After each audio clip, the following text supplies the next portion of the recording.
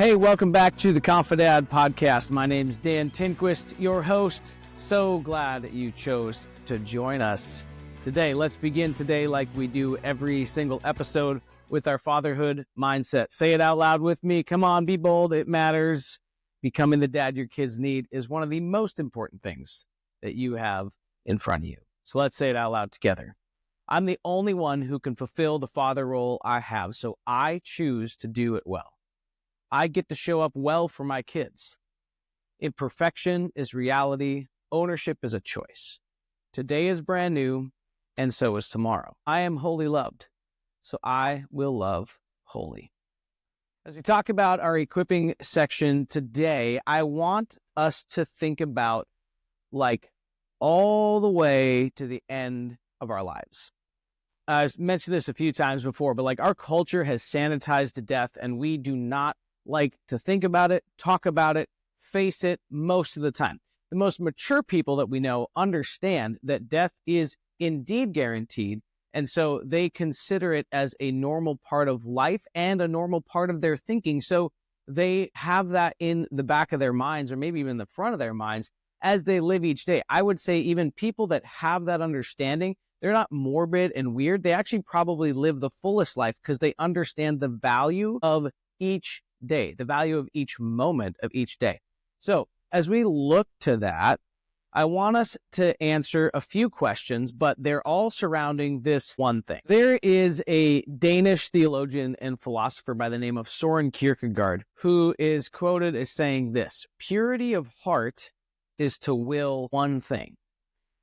That's kind of a deep thing. He's a philosopher, theologian, right? But the understanding is like, to have a pure heart, or better yet, let's say it this way, a pure heart is only willing one thing, only wanting one thing, only driving in one direction. And if we're talking about parenting and legacy and your family, generations to come, think about what's the one thing that the generations before you wanted you to know, wanted you to carry. What kind of legacy were they bringing to you and handing to you so that you could hand it off to your kids? Fair statement here. Just got to let you know, like, I did steal these two questions from Dave Barnes and John McLaughlin on their Dadville podcast. It's a great podcast. Go listen to it. Lots of fun. The Dadville podcast is interviews with lots of different people from lots of different walks of life, and actually a lot of musicians from Nashville, LA, all that.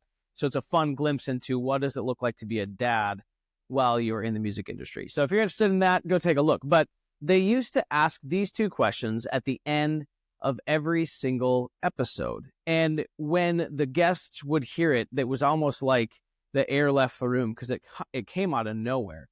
And that's one reason I think it's an interesting idea to think about how many people are living lives understanding death is coming at some point, and how many people are ready to answer this question. And I'd love for you as my listeners to be ready to answer this question and be able to think about it in a way that you're not intimidated by it. You're not like feeling like it's morbid and inappropriate, but that like, no, I'm living with intention. I'm becoming the dad my kids need. And because you're on that trajectory, you're able to answer these two questions surrounding the one thing. So question number one, and you can like pause this here and think about it after I say it, or you can just listen through and afterwards write it down. Would love to hear what you have to say. Send me an email or shoot it in the comments below. But here's the first question. Ready? What's the one thing that you want your kids to know? What's the one thing that you want your kids to know, to be able to say by the end of your days when you take your last breath and your kids are knowing one thing? What is that thing? What's the one thing you want your kids to know? It's an important question, right? And lots of different people have lots of different answers. What matters is you understanding, what are you living for to pass on? What are you living to pass on to your kids? And here's the other thing. The first question is more about like, what are they carrying forward?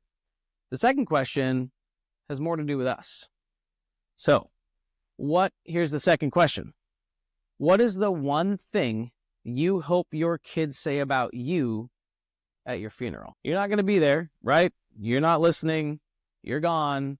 But what is the one thing you hope they are talking about when the family is gathered and they're celebrating your life and grieving your loss? What is the one thing you want your kids to say about you? What do you hope they say about you? What they say about you, you actually have a lot of control over now. You don't get to control the words that come out of their mouth, but you do get to control the life that you live between now and then and how you show up for your kids. And the way that you show up for your kids will determine how they speak about you when you're gone. So, those are the two questions. I'll let you answer them however you feel led or driven or passionate about. Obviously, I can't control how you answer those questions. But as I equip you today, I want you to think about this. Are the answers to those questions aligned with the life that you're living? Will the life that you're living, the trajectory of your life currently, nothing else changes, will you confidently say, yes, these things will be said about me, and my kids will know these things when I'm gone? Are you sure that your trajectory will achieve that? Now, no guarantees in life. We're not even guaranteed our next breath, okay? So I'm not sitting here saying you have control over that, but you do have control between now and your death, how you spend your time, how you show up for your kids. And you better believe that when you show up for your kids and how you show up for your kids determines how they answer these questions. Hope and good intentions and all of that is a great thing only when it's followed by action. The way that you're showing up day in, day out, what you're carrying home from work, what you're carrying emotionally, spiritually, relationally with your kids, it matters.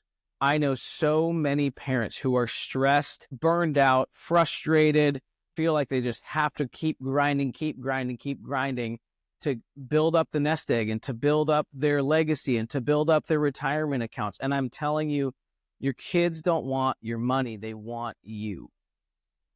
Money's great. It's a fantastic tool. But if you are a slave to it and there's never, ever, ever enough to satisfy, whether it's things or money or status, your kids are going to suffer for that.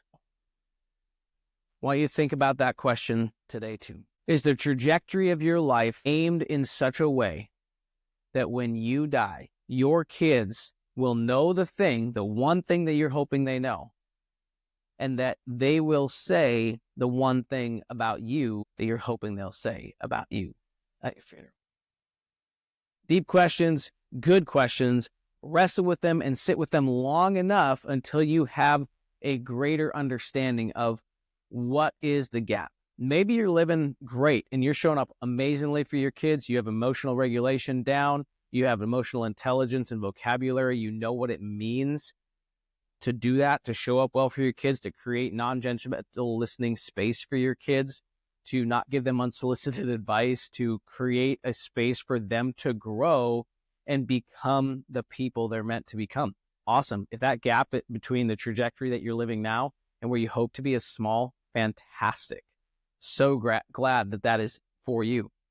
If it's not, if the gap between the trajectory where you're headed now but where you want to be is wide and you don't know how to tick it up, you don't know how to move it in the right direction and move the needle, let me help you.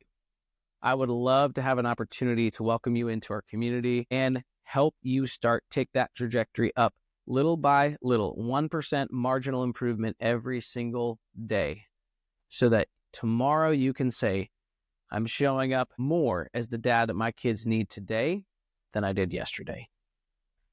Thanks for tuning in. We'll see you in the next episode.